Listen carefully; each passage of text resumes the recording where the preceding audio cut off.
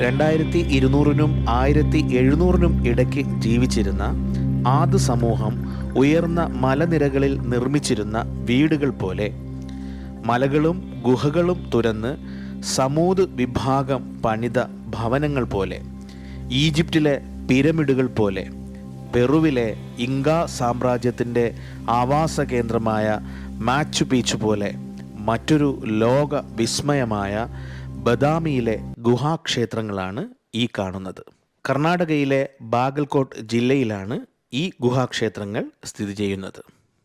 ബാദാമി ഗുഹാക്ഷേത്രങ്ങൾ എന്നറിയപ്പെടുന്ന ഈ ഗുഹാക്ഷേത്രങ്ങൾ ശരിക്കും വിസ്മയകരമായ ഒരു അത്ഭുത അനുഭവമാണ്, കാഴ്ച അനുഭവമാണ്. 1500ഓളം വർഷങ്ങൾ പഴക്കമുണ്ട് ഈ ഗുഹാക്ഷേത്രത്തിന് എന്നാണ് പഠനങ്ങൾ സൂചിപ്പിക്കുന്നത്. എന്നാൽ AD 500കൾക്ക് ശേഷം ഭരിച്ചിരുന്ന 750 വരെ ഭരിച്ചിരുന്ന ചാലൂക്യ രാജാക്കന്മാരുടെ കാലത്താണ്, പല കാലങ്ങളിലുമാണ് ഈ 4 ഗുഹാക്ഷേത്രങ്ങളിലെയും ഈ രൂപങ്ങൾ രൂപപ്പെട്ടത്. ഇതിൽ വൈഷ്ണവ പാരമ്പര്യം ഇതിനുണ്ട്, ശൈവ പാരമ്പര്യമുണ്ട്, ജൈന ബൗദ്ധ പാരമ്പര്യമുണ്ട്.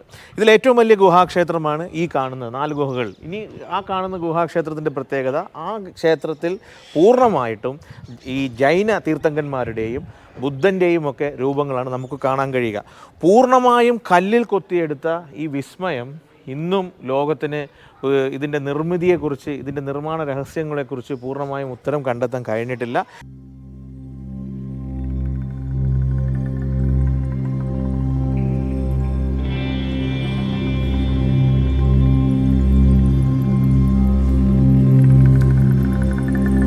ഒന്നാം ഗുഹയിൽ ശിവൻ്റെ വിവിധ ഭാഗങ്ങളാണ് നമുക്ക് കാണാനാകുന്നത്. നടരാജനായി നൃത്തം ചെയ്യുന്ന ശിവൻ്റെ കൈകളിൽ 18 നാട്യമുദ്രകളുണ്ട്.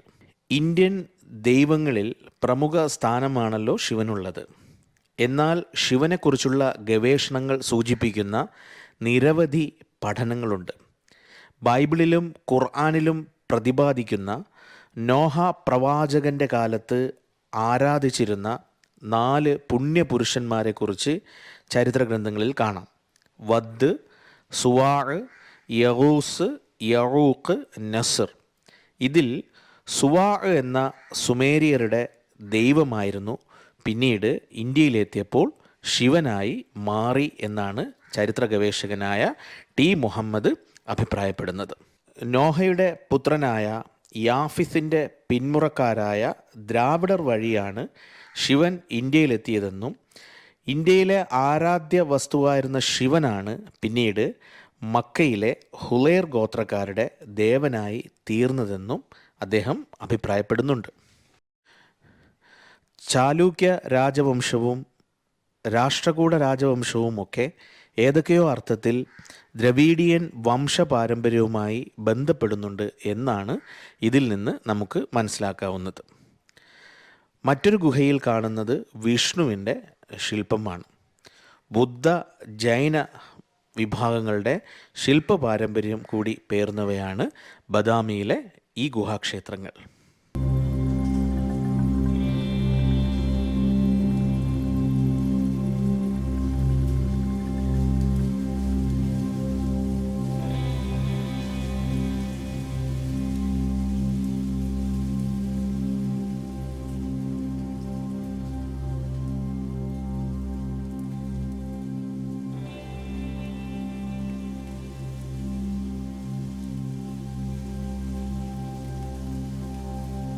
ബദാമിയിലെ അഗസ്ത്യ തീർത്ഥത്തിന് സമീപമായി കാണുന്ന ഇൻഡോ ഇസ്ലാമിക് വാസ്തുശില്പ ശൈലിയിലെ മനോഹരമായ ഈ പള്ളിയും തുടർന്ന് കാണുന്ന ഈ ഖബറും ടിപ്പുവിൻ്റെ കാലത്തേതാണെന്നാണ് പ്രശസ്ത എഴുത്തുകാരനും ഗവേഷകനുമായ പി സുരേന്ദ്രൻ സൂചിപ്പിക്കുന്നത്.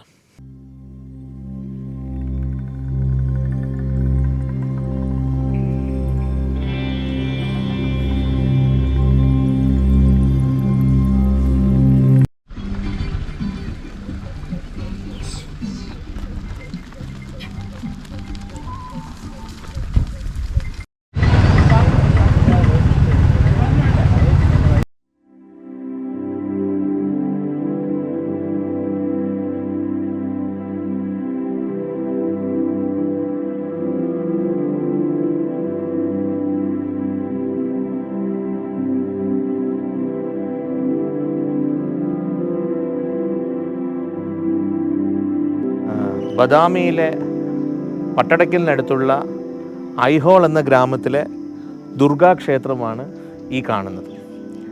ഈ ദുർഗാക്ഷേത്രത്തെ ചരിത്രകാരന്മാരും അതുപോലെ തന്നെ കലാകാരന്മാരൊക്കെ വിശേഷിപ്പിച്ചിട്ടുള്ളത് ഇന്ത്യയിലെ ക്ഷേത്ര സമുച്ചയങ്ങളിലെ അല്ലെങ്കിൽ വാസ്തുശില്പകലകളിലെ വിസ്മയങ്ങളിലൊന്നായിട്ടാണ്. AD 6-ാം നൂറ്റാണ്ട് മുതൽ 12-ാം നൂറ്റാണ്ട് വരെ ഈ ചാലൂക്യരും രാഷ്ട്രകൂടരുമൊക്കെ നിർമ്മിച്ച 125-ലധികം ക്ഷേത്ര സമുച്ചയങ്ങളുടെ കേന്ദ്രമായിരുന്നു ഐഹോൾ. എന്നാൽ ഇന്ന് അതിൽ പലതും മണ്ണിൻ്റെ അടിയിലാണ്ടു, വിസ്മൃതിയിലാണ്ടു.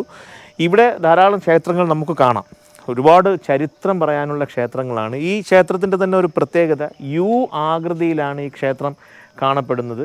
ദുർഗാ ദേവിയുടെ പേരിൽ അറിയപ്പെടുന്ന ക്ഷേത്രമാണ്.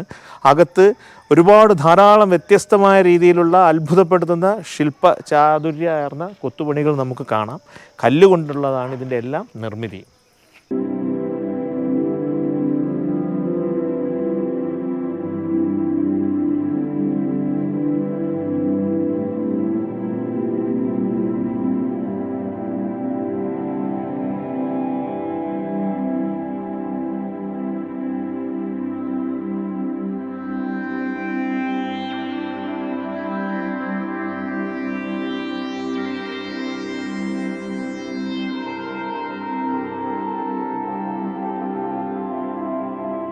ഐഹോളിലെ അനേകം ക്ഷേത്ര സമുച്ചയങ്ങളിൽ പെട്ട ഒരു ക്ഷേത്രമാണ് ഈ കാണുന്നത്.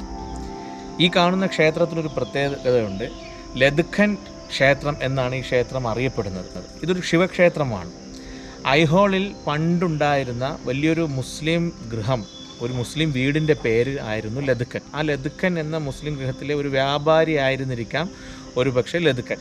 അപ്പോൾ അദ്ദേഹത്തിൻ്റെ പേരിൽ ഒരു വലിയ മുസ്ലിം വ്യാപാരി സമൂഹത്തിൽപ്പെട്ട ഒരാളുടെ പേരിൽ അറിയപ്പെടുന്ന ഒരു ക്ഷേത്രം, ശരിക്കും ശിവക്ഷേത്രം ഇന്ത്യയുടെ മതവൈവിധ്യത്തിൻ്റെയും മതസൗഹാർദ്ദത്തിൻ്റെയും ഒരു ചരിത്രത്തിൽ നിന്നുള്ള ഒരു തെളിവ് കൂടെയാണ്. ദ്രാവിഡ വാസ്തുവിദ്യയുടെ കളിത്തൊട്ടിൽ എന്നാണ് മാലപ്രഭ നദീതീരത്തെ ഐഹോളിലെ ഈ ക്ഷേത്ര സമുച്ചയങ്ങൾ അറിയപ്പെടുന്നത്. ഗരുഡഗുഡി, ചക്രഗുഡി, അംബികഗുഡി, റാച്ചിഗുഡി, കുഞ്ഞിഗുഡി, മല്ലികാർജുന ക്ഷേത്രം, ജ്യോതിർലിംഗ ക്ഷേത്രം തുടങ്ങിയ നിരവധി ക്ഷേത്ര സമുച്ചയങ്ങൾ 6-ാം നൂറ്റാണ്ട് മുതൽ 12-ാം നൂറ്റാണ്ട് വരെ ഉള്ള നിർമ്മിതിയിൽ നമുക്കിവിടെ കാണാം. ഏകദേശം 120-ലധികം ക്ഷേത്രങ്ങളാണ് ഐഹോള ഗ്രാമത്തിലുണ്ട് എന്നാണ് ഗവേഷണങ്ങൾ പറയുന്നത്.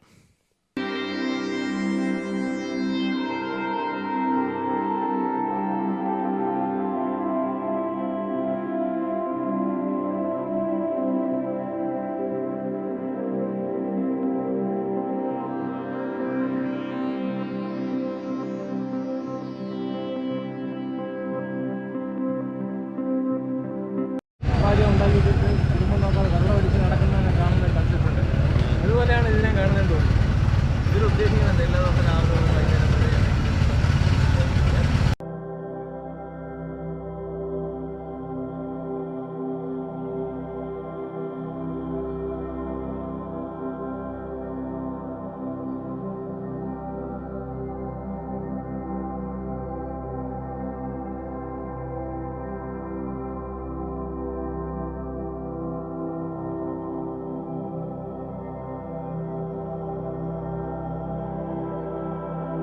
കർണാടകയിലെ മാലപ്രഭ നദീതീരത്തുള്ള ഒരു ചെറിയ ഗ്രാമമാണ് പട്ടടയ്ക്കൽ. എന്നാൽ നൂറ്റാണ്ടുകൾ പഴക്കമുള്ള ഈ ഗ്രാമത്തിൽ ആയിരക്കണക്കിന് വർഷങ്ങൾക്ക് മുമ്പുള്ള ക്ഷേത്ര സമുച്ചയങ്ങൾ എന്ന വിസ്മയങ്ങളെ നമുക്ക് കാണാം. AD 5-ാം നൂറ്റാണ്ട് മുതൽ 7-ാം നൂറ്റാണ്ട് വരെ ചാലൂക്യ രാജാക്കന്മാരും അതിനെ തുടർന്നുള്ള പല രാജവംശങ്ങളുടെയും കരങ്ങളാൽ കടന്നുപോയ ക്ഷേത്ര വിസ്മയങ്ങളാണിത്. നിരവധി ക്ഷേത്ര സമുച്ചയങ്ങൾ, കല്ലിൽ കൊത്തിയെടുത്ത ക്ഷേത്ര സമുച്ചയങ്ങൾ നമുക്ക് കാണാം. അതിലധികവും ശൈവ പ്രതിഷ്ഠയുള്ള ക്ഷേത്രങ്ങളാണ്. ഈ ക്ഷേത്രങ്ങളിലൊക്കെ അകത്ത് പലതരത്തിലുള്ള ശില്പങ്ങൾ, രാമായണ കഥകൾ, അതുപോലെ തന്നെ മഹാഭാരതത്തിലെ കഥകളൊക്കെ ഇവിടെ ആഖ്യാനം ചെയ്യപ്പെട്ടിട്ടുണ്ട്. മറ്റൊന്ന്, ജൈന ബൗദ്ധ പാരമ്പര്യങ്ങൾ കൂടെ ഇവിടുത്തെ ചില ക്ഷേത്രങ്ങൾക്ക് കാണാം. ഈ ജൈന തീർത്ഥങ്കന്മാരെയും ബുദ്ധനെയൊക്കെ ആലേഖനം ചെയ്ത ക്ഷേത്രങ്ങളും കാണാം. എന്തായാലും യുനെസ്കോ ഹെറിറ്റേജിലുള്ള ഈ ക്ഷേത്ര സമുച്ചയങ്ങൾ ഒരു ചരിത്രത്തിലേക്ക് തുറക്കുന്ന വാതിലാണ്, ഇടനാഴിയാണ് എന്നൊക്കെ നമുക്ക് വേണമെങ്കിൽ ഇതിനെ വിശേഷിപ്പിക്കാം.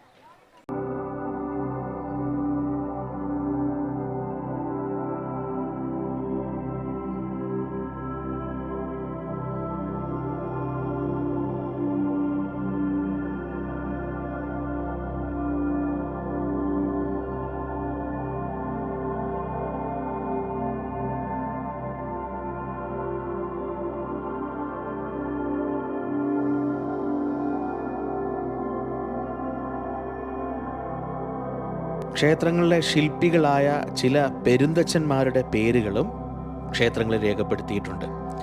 സർവസിദ്ധി ആചാരി, ദേവപുത്ര, ബലദേവൻ എന്നിങ്ങനെയുള്ള പേരുകളാണ് അതിൽ നമുക്ക് കാണാനാവുക.